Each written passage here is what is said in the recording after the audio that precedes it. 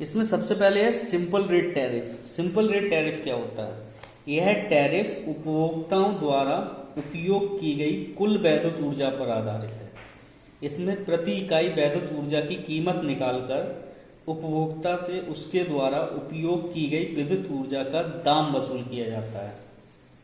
यानी इसको बोल सकते हैं प्रति इकाई वैद्युत ऊर्जा की कीमत बराबर होता है वार्षिक नियत प्रभार प्लस वार्षिक चल प्रभार अपॉन प्रदायक द्वारा सप्लाई वैद्युत इकाइयां।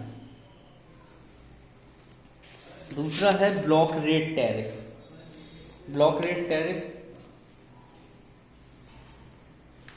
ये दो प्रकार के होते हैं, स्टेप रेट टैरिफ और स्टेप ब्लॉक रेट टैरिफ।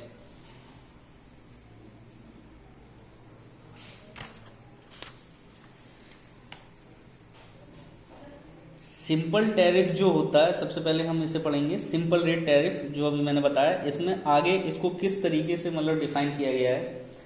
एक तो है on the basis of energy consume, जो मैंने अभी आपको बताया कि प्रति इकाई वैद्युत ऊर्जा की कीमत बराबर वार्षिक नियत प्रभार प्लस वार्षिक चल प्रभार बटे प्रदायक द्वारा सप्लाई वैद्युत इकाइयां। दूसरा है इसी में कि on the basis of nature load, उपभोक्ता के द्वारा विभिन्न भिन्न प्रकार के भारों तथा द्वारा उपभोगित वैद्युत ऊर्जा की कीमत प्रत्येक भार के लिए अलग अलग फ्लैट दर से परिकलित की जाती है। इसमें औद्योगिक वैद्युत भार के टैरिफ की अपेक्षा घरेलू वैद्युत भार का टैरिफ अधिक होता है। तीसरा सिंपल रेट टैरिफ में ही है कि हम on the basis of demand find कर सकते हैं। इसमें विद्युत उपभोक्ता के सभी यंत्रों, उपकरणों, उपसर्गों तथा उपयंत्रों आदि की निर्धारित क्षमता यानी रेट कैपेसिटी के आधार पर प्रति मास या प्रति वर्ष के हिसाब से एक नियत धनराशि प्रदायक द्वारा वसूल की जाती है। एक लिमिटेड मतलब बता दिया जाता है, ठीक है। दूसरा ब्लॉक रेट टैरिफ मैंने बताया, ये कितने तरीके होता है, स्टेप रेट टैरिफ और स्टेप ब्लॉक रेट टैरिफ। तो स्टेप रेट टैरिफ क्या होता है? इसी में प्रस्तुत टैरिफ में उपभोगित वैद्युत इकाइयों को खंडों में विभाजित कर दिया जाता है और प्रत्येक अगले खंड में प्रवेश करने पर संपूर्ण उपभोगित यूनिट की दर अगले खंड को की बड़ी दरों पर परिकलित की जाती है कि मतलब कितना बड़ा है।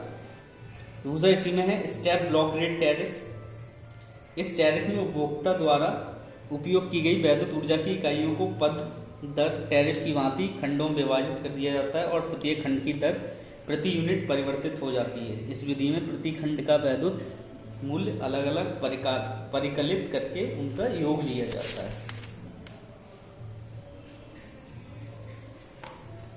दूसरा है इसमें टू पोर्ट टैरिफ। इस प्रकार की टैरिफ में दो भाग होते हैं, दोनों भागों का परिकलन अलग अलग तरीके से किया जाता है। प्रथम भाग का परिकलन अधिकतम मांग पर निर्भर रहता है। प्रथम भाग का परिकलन अधिकतम मांग पर निर्भर रहता है। दूसरा भाग उपभोक्ता द्वारा उपभोग की गई वैद्युत ऊर्जा पर निर्भर रहता है। इस प्रकार यदि देखा जाए तो प्रथम भाग फिक्स कॉस्ट पर और द्वितीय भाग रनिंग कॉस्ट पर निर्भर करता है। इसको हम इस तरीके से भी निकाल सकते हैं, कुल प्रभार माना हमने C equal to A dot kilowatt plus B kilowatt hour, यानी A dot kilowatt plus add कर दिया उसको B डॉट किलोवाट आवर। तीसरा इसमें 3 पार्ट टैरिफ। ये क्या होता है? द्विभाग टैरिफ की तरह ही त्रिभाग टैरिफ का परिकलन किया जाता है। इसमें अलग अलग 3 भाग होते हैं। उसमें कितने हैं? तो 2 भाग, इसमें है 3 भाग। प्रथम भाग बिल्कुल नियत रहता है, जो ना तो अधिकतम मांग पर निर्भर करता है और ना ही उपभोग की गई विद्युत ऊर्जा पर निर्भर करता है। यह भाग वैद्युत जनन केंद्रों, उपकेंद्रों के निर्माण, भूमि की लागत, वैद्युत जनन, संचरण तथा वितरण में प्रयुक्त मशीनों, उपकरणों तथा उपकरणों की प्रारंभिक लागत, उच्च पदाधिकारियों का क्या मतलब जो उसके ऑफिसरों से उनके वेतन पर निर्भर करता है। इसका द्वितीय भाग भी नियत रहता है, जो उपभोक्ताओं की अधिकतम मांग पर निर्भर करता है, जैसे कि द्विभाग टैरिफ में होता है।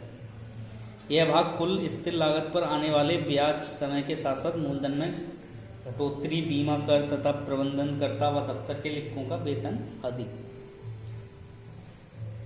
उसके बाद है मैक्सिमम डिमांड टैरिफ। यह टैरिफ भी द्विभाग टैरिफ का ही एक प्रारूप है। इसमें अधिकतम मांग का निर्धारण अधिकतम मांग सूचक यंत्र द्वारा कर लिया जाता है। उसके बाद है पावर फैक्टर टैरिफ। शक्ति गुणक टैरिफ भी द्विभाग टैरिफ का ही एक विकसित रूप है। यदि शक्ति गुणक कम हो तो उपकरण की संनिर्धारित क्षमता अधिक होती है तथा लाइन में हानि भी अधिक होती है। अतः कम शक्ति गुणक भार वाले उपभोक्ताओं को अधिक प्रभार देना पड़ता है। इस टैरिफ में उपभोक्ता को उच्च शक्ति गुणक कायम करने के लिए बाध्य किया जाता है।